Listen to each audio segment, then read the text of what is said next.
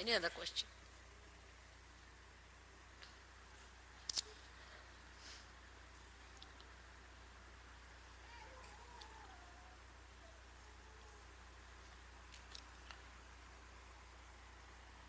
Well, it seems that many of us here don't really know about the Hamsa Chakra. About what?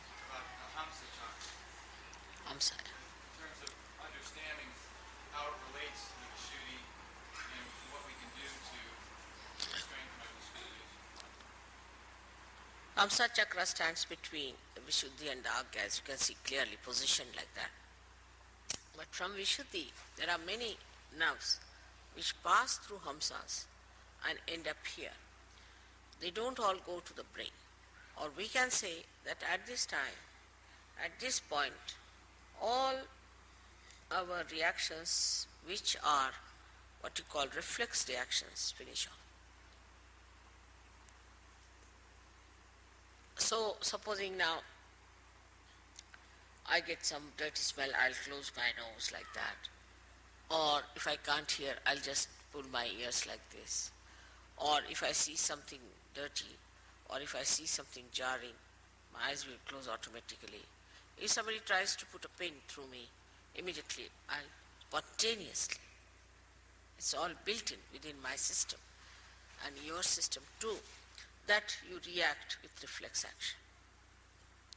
Same thing may not happen to animals. Animals are different.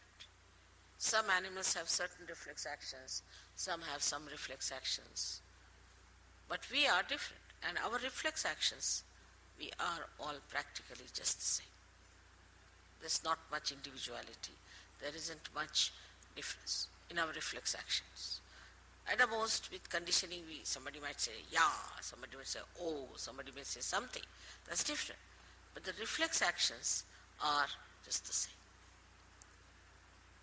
So up to the reflex action, we don't have to use discretion. Then starts our discretion part. As discretion starts when we are using these two nadis which meet here without going to the Agya. So when these two nadis meet here, what happens? We start seeing through our experiences. First would be a reflex action, automatic reflex action. The second is when, supposing a child, if you tell the child, now this is hot, don't put your hand there, he won't listen. Put the child. With the experience, he will develop reflex actions, the conditionings of it. So thus reflexes are built in within us. Also, they are built in within us with, we should say, with other conditionings like, you see, in a country, supposing there's racialism, or in a country like ours, there's a caste system, then person react according to what they have learned from childhood. All these conditionings could be of the present day when you are born. You could have been yourself born in last life in, say, Africa. Today you are born with a white skin, so you have started sort of calling that African you have become. All these conditionings can be built into your Hamsa Chakra, which have come from your training of the mind. You can see the experiences of the mind, the experiences of the society, of your knowledge, of your education, the way you are conditioned, can be built in here, in the Hamsa Chakra. And it reacts to things which has no meaning. If you I hate someone, why? Because that person wears a blue jean or something, or you can say a green shirt. Now this is built in your mind. Or sometimes this falling in love also comes from the same kind of a conditioning. Supposing you had met somebody who had, say, blue eyes and was kind to you. So you have fascination for a person who has blue eyes. There's no pure idea about beauty, there's no pure idea of happiness, there's no pure idea of aesthetics. All is conditioned. For some people this is beautiful, for somebody this is not beautiful. So this is the place where these interchanges take place between both the nadis. And here the Hamsa lies outside the path of Kundalini. They sort of come out here, out of the path of Kundalini. It's very surprising.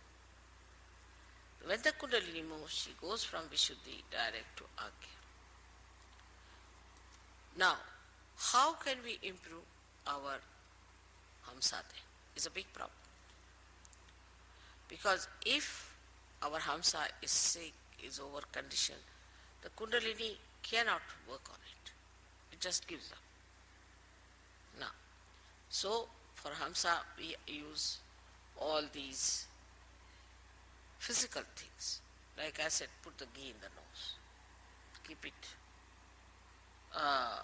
in a way that it is nourished properly. Because Kundalini, if it tries to, too much will have problem. Problem because, as it is, most of our time we spend in such a manner that your Hamsa things become what you call the epithelial cells, the linings become dried up. Now when the Kundalini rises, she may try to create a problem more for that dryness. Maybe. So it is kept out, but it has an effect in the sense that even if there is a light outside, it can fall inside. So it's not the Kundalini directly that affects your Hamsa. It is like when the Kundalini awakens, you yourself see now that a person is, whether he is fair complexioned or dark complexioned, he is a human being, you reason it out and Hamsa clears out. Then you see yourself that, oh, I am very egoistical. You start seeing yourself through your Agya. Start seeing that I am so conditioned. So you reason it out. And that's how you correct your conditionings.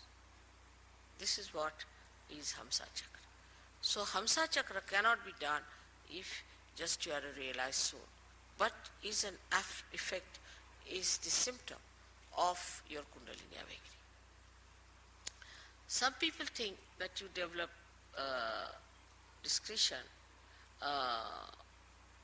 just as the Kundalini rises. Is it wrong idea? No. That has to be deliberately seen, that you build up that discretion within yourself. But once it is built, for example, my discretion is absolute. I just know what it is. See, my conditioning here is absolute. It's one with the Kundalini, one with reality. But for human beings, it has to be reflected by understanding. Like a child, he touches something hot, then it is hot. Now, this is hot because it's heated up. So you see a person is catching on the right heart. Right, he's catching on the right heart means he has got a right heart and he is suffering from such and such thing. You have to see it yourself. Now, if you tell the person, are you suffering from, say, asthma? He said, yes. How do you know? I know it because I have learnt it through my finger, which was burning. That's why I know it is.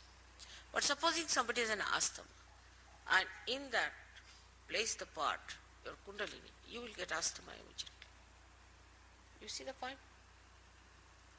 The conditioning cannot come to us unless and until it passes through or sieves through our reasoning and understanding.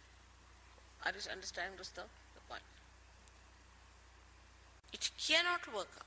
The reason is it filters your collective consciousness. Otherwise you go near a person who has AIDS and you become collectively conscious that he has AIDS. And if you imbibe all that into you as a conditioning, you will get it. But you are separated. Like a person who reads, say, there's a very nice story about this, Jerome has written. Like one man, he went and read Materia Medica. Went and told doctor that, doctor, I have all the diseases except for one, which is housewife's knee. He said, how is it you haven't got it? Because I am not a housewife. So he got conditioned into all the diseases. That's how many people get diseases. But thank God there's a filter. If somebody has a disease, you don't get it because you can filter it. But Hamsa Chakra could be affected by badas. That's one problem. If some bada passes through the nose, you might. Some viruses pass through the nose, you might. Affected means it can get sick. But one must understand the discrimination between the two. Say there's a virus infection outside. It can pass into your Hamsa Chakra and can give you a problem of sinus, this, that, physical. But you won't become like a person who has given you virus infection. So there is a filter. But supposing there's a person who is very hectic and you come in contact with that person, he's very hectic, so your Swadhisthana can take over. You can become hectic with that person. Living with that person, you can become hectic.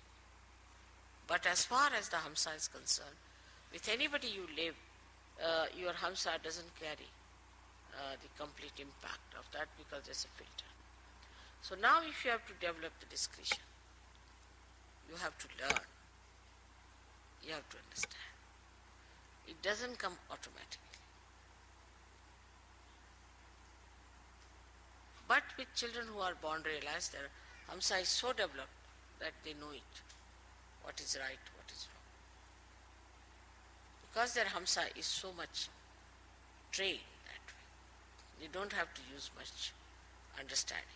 But those who are now growing up, have become now Sahajogis, have to know through their own experiences their Hamsa. It's a filter also. But for a child, he knows what is right, what is wrong. Because his Hamsa is developed. In India, when the child is born, he is massaged nicely. Oiling is the best way to have a good Hamsa. Oil his head, oil his body, put some drops in the nose, everything. They try in the ear, in the nose, and that's how they build up.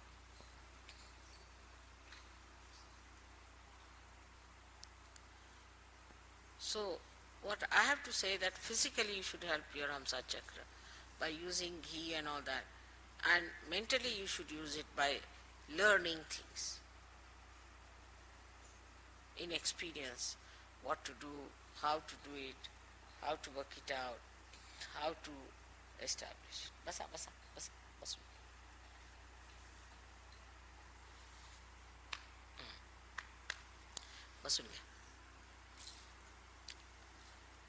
That is how Hamsa Chakra grows and makes you discreet. That's why a tradition is very important. Tradition gives you the growth of the Hamsa Chakra. And then you go on discarding whatever is wrong out of that tradition.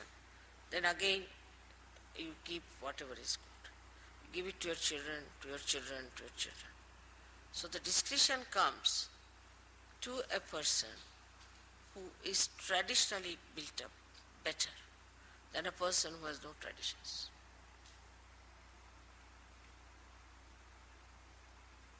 Now, for example, this morning I was discussing that people fill the wash basin and wash their face in the West. In India, we cannot conceive of it, cannot even think of it. I mean, people don't know it can be done. Because in traditional way, it has come out that if you're washing your face and again your water goes into there, then all the dirt is in it, again you are using the same water. So you cannot have complete. So always use running water. Traditionally, we have learnt it. So it's so much in our heads, in our discretion, that we cannot even think of such a thing. Simple thing that Muladhara must be cleaned and washed. Any Indian you take it, he knows that is because they must have had some problems before. Whether he is in the north, is in the south, east or west, ask him. Auspiciousness is another thing. Is so much imbibed in the tradition. But if you have a tradition, say, of doing things which are absurd, also you can have traditions like that. Like very primitive people have all kinds of traditions which are very absurd. I was told that if you go to Ladakh, what they do, somebody dies, then keep the hand of the dead person in the house all the time like that. They think that that helps. But with tradition which is wrong, by discarding that, they will understand is wrong. So the more traditional you are, the ancient you are, you learn many things. Like we have to say, English are in a way traditional. So supposing there's a lady coming down and you are coming with a lady, then the man will be in front automatically. He'll just move. But if she's going up, then man will follow her. Just happens automatically. Because traditionally they have learned that if you are going down, the lady may fall or something, so we should be in front. So what you call as the traditional habits of person gives you this Hamsa. And these habits are built better and better with trial and error methods. And that's how you develop it. Now for people who are Sahaja Yogis, it's much easier to imbibe them. Because if you see something, yes, that's wrong, you should not do it, finished. But you should be so clear-cut about it and should determine. It works out, your answer will be all right. But you tell them 10 times, till they'll do the same thing. Then that means that Hamsa is not willing to accept.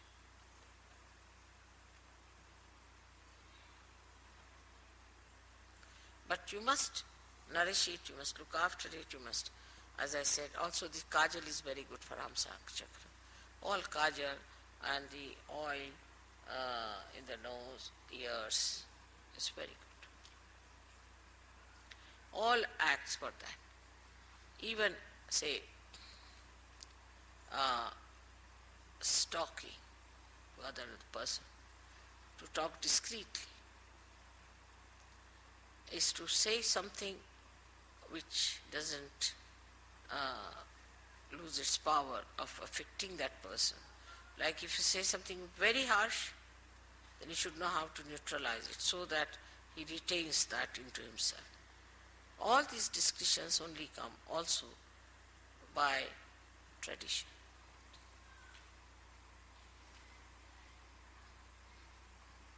When you find something that is futile, in a collective way, in a tradition, drops out. So the blessings of the tradition is great, but greater are the blessings of your spirit.